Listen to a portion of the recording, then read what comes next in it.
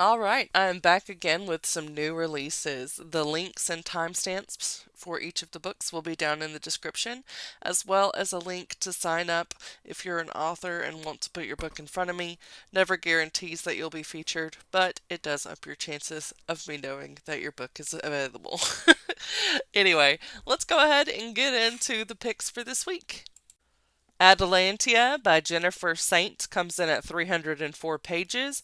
It is pitched as fiction, fairy tales, folk tales, legends, and mythology.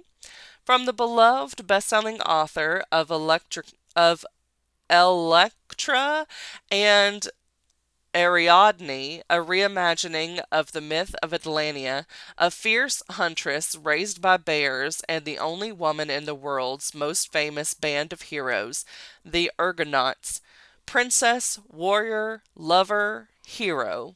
When Princess Atlantia is born, a daughter rather than the son her parents hoped for, she is left on the mountainside to die, but even then she is a survivor. Raised by a mother bear under the protective eye of the goddess Artemis, Atlantia grows up wild and free, with just one condition. If she marries, Artemis warns it will be her undoing.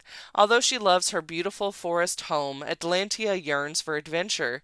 When Artemis offers her the chance to fight in her name alongside the Argonauts, the fiercest band of warriors the world has ever seen, Atlantia seizes it.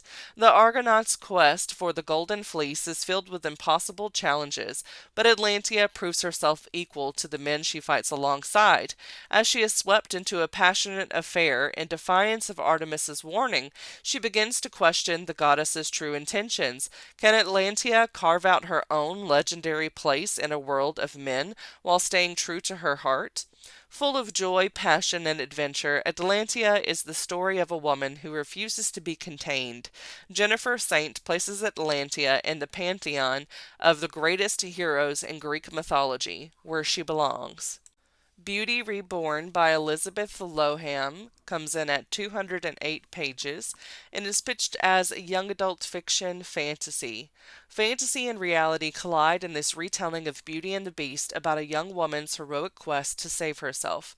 Yes, I went to the woods to save my father, but I also went hoping I would be eaten by the beast because I didn't think anything else could save me. Beauty's life is the stuff of fairy tales. The youngest in her family, Beauty isn't trying to catch Stefan's eye. He is the Lord Baron's heir, well above her family's modest station. But when he kisses her hand at a party, Beauty is swept away by his charm, his wit, and his passionate declarations of love. Hearts can be untamable creatures, especially when touched by the fires of first love, and Beauty doesn't see the truth of Stefan's intentions until it's too late, until he stops asking for Beauty's love, and simply takes it from her one night despite her refusal. Beauty locks away the secret of what happened to her, and when her father emerges from the enchanted forest with the stolen rose in his hand and the tail of a vicious beast on his breath, Beauty seizes the chance to run as far from Stefan as possible. She has some experience with beast after all. Certainly the one in the forest couldn't be any worse than the one she's already encountered. Breaking the beast's curse might be the key to discovering her own path to healing and finding the courage to allow herself to feel reborn. Content warning: references to sexual abuse. The Book That Wouldn't Burn by Mark Lawrence comes in at 576 pages and is the first book in the Library trilogy. It is pitched as fiction, fantasy, epic. Two strangers find themselves connected by a vast and mysterious library containing many wonders and still more secrets in this powerfully moving first book in a new series from the international best-selling author of Red Sister and Prince of Thorns. The boy has lived his whole life trapped within a book-choked chamber, older than empires and larger than cities. The girl has spent hers in a tiny settlement out on the dust where nightmares stalk and and no one goes. The world has never even noticed them. That's about to change. Their stories spiral around each other, across worlds and time. This is a tale of truth and lies and hearts and the blurring of one into another, a journey on which knowledge erodes certainty, and on which, though the pen may be mightier than the sword, blood will be spilled and cities burned. If Tomorrow Doesn't Come by Jen St. Jude comes in at 416 pages and is pitched as a young adult fiction, social themes, depression. We Are Okay meets They Both Die at the End in this YA debut about the importance of saving yourself no matter what tomorrow may hold. Avery Byrne has secrets. She's queer. She's in love with her best friend, Cass, and she's suffering from undiagnosed clinical depression. But on the morning Avery plans to jump into the river near her college campus, the world discovers there are only 9 days left to live. An asteroid is headed for Earth, and no one can stop it. Trying to spare her family and Cass additional pain, Avery does her best to make it through just 9 more days. As time runs out, she would do anything to save the ones she loves, but most importantly, she learns to save herself, speak her truth, seek the support she needs, find hope again in the tomorrows she has left. If Tomorrow Doesn't Come is a celebration of queer love, a gripping narrative, and an urgent conversation starter about depression and mental health. I'm Not Supposed to Be in the Dark by Riz M. Neilson comes in at 400 pages and is pitched as young adult fiction romance paranormal. From the author of Deep in Providence comes a paranormal young adult romance that follows a teen convinced that her best friend turned enemy is possessed by a ghost. Perfect for fans of White Smoke and Twilight. 17-year-old Aria has walked alongside ghosts her entire life. Luckily, her Lolo is able to brew an elixir that severs her connection to the other world, affording her a mostly normal childhood, until her best friend turned enemy, Derek, starts acting out of character and strange events befall her neighborhood. To help Derek, Arya must reestablish her link to the afterlife, which could unravel all the work her family has done to protect her. As Arya races toward the truth of her power, another kind of magic takes her by surprise: love. When the newly reacquainted pair discover there's an unwanted guest in Derek's body, they must work together to find the lost soul's resting place and just maybe talk about what drove them apart. But they'll need to act fast, or Derek could lose his body forever. Vivid and spine-tingling, I'm Not Supposed to Be in the Dark is a moving ghost story about exorcising the past to find a future to believe in. Never Trust a Gemini by Freja Nicole Woolf comes in at 320 pages and is pitched as a young adult fiction, romance, LGBTQ+. Kat Phillips has her head in the stars, but her romantic fantasies may ruin her shot at real-life love in this sweet and funny lesbian story. It's Libra season, and Kat Phillips is ready to run headfirst into love. The only problem is that her crush is on her best friend, Allison Bridgewater, who is more interested in chatting with boys. Maybe Kat should take this as a sign to get over Allison, even if that means dating the musically challenged Jamie Awuzu. After all, a new boyfriend is the best cleanse, at least according to Kat's friends. Unfortunately, having a boyfriend is a lot harder than Kat expected. And then Morgan Delaney swoops in with her green glasses, enigmatic smile, and talent for teasing Kat in ways that make her feel uberlicious. But Morgan is a Gemini, and there is no way that's in Kat's horoscope. Will Kat finally get the girl of her dreams, or is there a chance there's more to life than Allison Bridgewater? The stars align for the cast of energetic romp full of comedic misunderstandings and sparkling language. The Nightingale Affair by Tim Mason comes in at 400 pages and is pitched as fiction, mystery, and detective historical. In this twisty new Victorian detective thriller from the author of The Darwin Affair, Inspector Charles Field hunts a serial killer with a sinister signature targeting Florence Nightingale's nurses in Crimea and women in London. Who is stalking Florence Nightingale and her nurses in this legendary beast of the Crimean, or someone closer to home? In 1855, Britain and France are fighting to keep the Russians from snatching the Crimean Peninsula from the Ottoman Empire, and Nightingale, a wealthy young society woman, has made it her mission to improve the wretched conditions in the British military hospitals in Turkey, despite fierce objections from the male doctors around her. When young women start turning up dead, their mouths sewn shut with embroidered fabric roses, Inspector Charles Field, the real-life inspiration for Charles Dickens' Inspector Bucket and Bleak House, is sent from England to find the killer among the doctors, military men, journalists, and others swarming Turkey's famous Barak Hospital. Here, Field meets both the famous Nightingale as well as Nurse Jane Rawley, the woman who will become his wife, and, as he races to protect them, the prime suspect taking his own life. Case closed, or is it? 12 years later, back in London, amid the turmoil surrounding the expansion of voting rights, women again start turning up dead, their mouths covered by that telltale embroidered rose. Did Field suspect the wrong man before, or is he dealing with a deviant copycat? Either way, he must race against time to stop the killer before more bodies are discovered, and before his own family gets pulled into danger. Populated by real figures of the day, from Benjamin Disraeli to novelist Wilkie Collins, to, of course, Florence Nightingale herself, and steeped in historical details of 1860s London, the Nightingale affair plays out against a backdrop of a rapidly changing society. Most of all, it is a pure reading delight, offering shocks, unforgettable, vivid scenes, and surprising twists. No Life for a Lady by Hannah Dolby comes in at 400 pages and is pitched as fiction, mystery, and detective historical. The most joyful book of 2023, Violet Hamilton is a woman who knows her own mind, which in 1896 can make things a little complicated. At 28, Violet's father is beginning to worry she will never find a husband, but every suitor he presents, Violet finds a new and inventive means of rebuffing.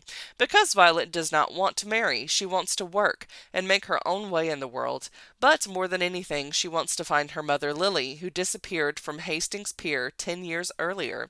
Finding the missing is no job for a lady, but when Violet hires a seaside detective to help, she sets off a chain of events that will put more than just her reputation at risk. Can Violet solve the mystery of Lily Hamilton's vanishing before it's too late? A delightfully quirky and clever book club read, perfect for fans of Dear Miss Bird, The Maid, and Lessons in Chemistry.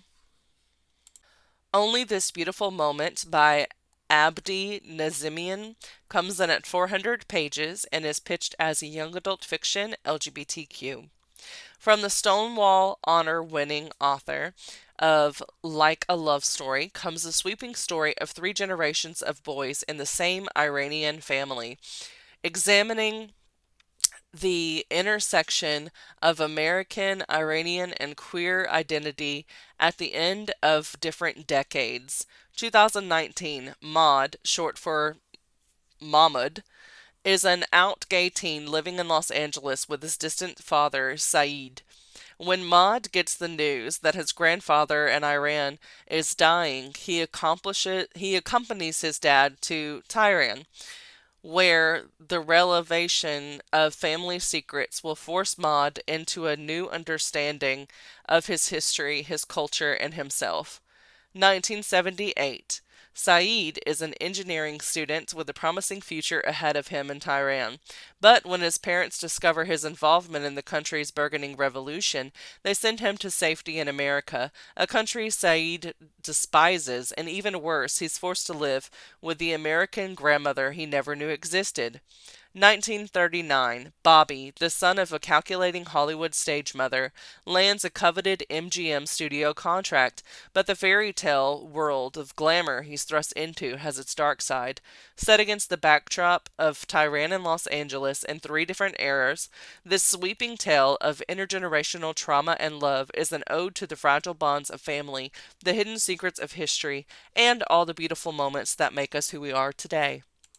Queen Charlotte's Before the Bridgertons Came the Love Story That Changed the Ton is written by Julia Quinn and Shonda Rhimes and comes in at 352 pages. It is pitched as fiction, romance, historical, Regency.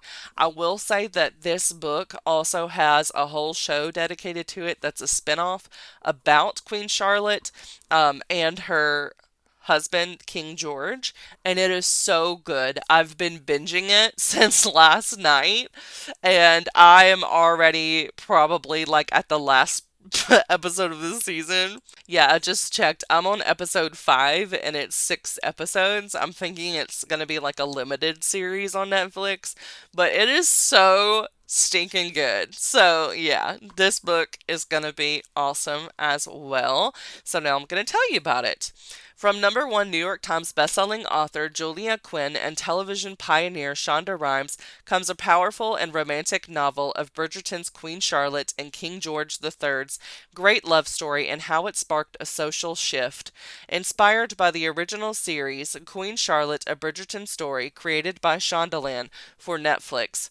We are one crown. His weight is mine and mine is his. In 1760, on a sunny day in September, a king and queen met for the very first time. They were married within hours. Born a German princess, Charlotte of Mecklenburg Strelitz was beautiful, headstrong, and fiercely intelligent, not precisely the attributes the British crown had been seeking in a spouse for the young King George III, but her fire and independence were exactly what she needed, because George has secrets with the potential to shake the very foundation of the monarchy. Thrust into her new role as a royal, Charlotte must learn to navigate the intricate politics of the court, all the while guarding her heart, because she is falling in love with the king, even as he pushes her away. Above all, she must learn to rule, and to understand that she has been given the power to remake society. She must fight for herself, for her husband, and for all her new subjects who look to her for guidance and grace, for she will never be just Charlotte again. She must instead fulfill her destiny as queen. The Collected Regrets of Clover comes in at 320 pages. It's written by Mikki Brammer and is pitched as fiction women's. Also, this was the book club, book of the month book club pick. So if you're interested in getting that, I do have a link down below. It's a referral link. So you can get signed up and get this book cheaper than you would get it if you just ordered it from another place. Because the hardbacks, I believe your first month is like $9.99. So that's a big steal for an adult hardback. But anyway, this one is about this. A big-hearted and life-affirming debut about a death doula who, in caring for others at the end of their life, has forgotten how to live her own. For readers of the Midnight Library, what's the point of giving someone a beautiful death if you can't give yourself a beautiful life? From the day she watched her kindergarten teacher drop dead during a dramatic telling of Peter Rabbit, Clover Brooks has felt a stronger connection with the dying than she has with the living. After the beloved grandfather who raised her dies alone while she is traveling, Clover becomes a death doula in New York City, dedicating her life to ushering people peacefully through their end-of-life process. Clover spends so much time with the dying that she has no life of her own, until the final wishes of a feisty old woman send Clover on a trip across the country to uncover a forgotten love story, and perhaps her own happy ending. As she finds herself struggling to navigate the uncharted roads of romance and friendship, Clover is forced to examine what she really wants, and whether she'll have the courage to go after it. Probing, clever, and hopeful, The Collected Regrets of Clover turns the normally taboo subject of death into a reason to celebrate life. There is a show that I really like. It has the actress that was part of Jane the Virgin in it, and it's called Not Dead Yet, which has a similar concept of the person being able to see the dead and they stay with her until she writes their obituary, which is kind of like their unfinished business is for like people to kind of hear their story, and I really like it. So if this book sounds good to you, I suggest getting it, but also watching the show. They Hate Each Other by Amanda Woody comes in at 352 pages and is pitched as young adult fiction romance contemporary. Jonah and Dylan get along like oil and water until a fake dating ploy gives them new perspective, and they realize that falling for your enemy isn't as impossible as it seems. There are plenty of words Jonah Collins could use to describe Dylan Ramirez: arrogant, spoiled, and golden boy, to name a few. Likewise, Dylan thinks he has Jonah accurately labeled as an attention seeking a hat who never shuts his filthy mouth. Their friends are convinced Jonah's and Dylan's disdain for one another is just thinly veiled lust, a rumor that surges like wildfire when the two wake up in one bed after homecoming. Mutually horrified, Dylan and Jonah agree to use the faux pas to their advantage by fake dating. If they can stay convincing long enough to end their relationship in a massive staged fight, they can prove their incompatibility to their friends once and for all. But the more time they spend together, the more their plan begins to fall apart, and the closer they come to seeing each other clearly for the first time. Under Fortunate Stars by Wren Hutchings comes in at 480 pages and is pitched as fiction, science fiction, space opera. A modern progressive homage to classic space opera stories with flawed heroes and time travel. Two ships, one chance to save the future. Fleeing the final days of the generations long war with an alien feline smuggler, Jareth Kevens, freighter the Jonah breaks down in a strange rift in deep space with little chance of rescue until they encounter the research vessel Galleon, which claims to be from 152 years in the future. The Galleon's chief engineer, Uma Azaka, has always been fascinated with the past, especially the tale of the Fortunate Five, who ended the war with Feline. When the Galleon rescues a rundown junk freighter, Azaka is shocked to recognize the Five's legendary ship and the Five's famed leader, Eldrick Lisongronsky, among the crew, but nothing else about Lisongronsky and his crewmate seems to match up with the historical record. With their ship running out of power in the rift, more than the lives of both crews may be at stake. All right, that's all the books I have for this week. Don't forget to like, subscribe, share with friends, and leave a comment down below to let me know which of these books you plan on checking out, or if there's a different book that was not featured that you're planning on reading this week. And I will see you all next time. Bye!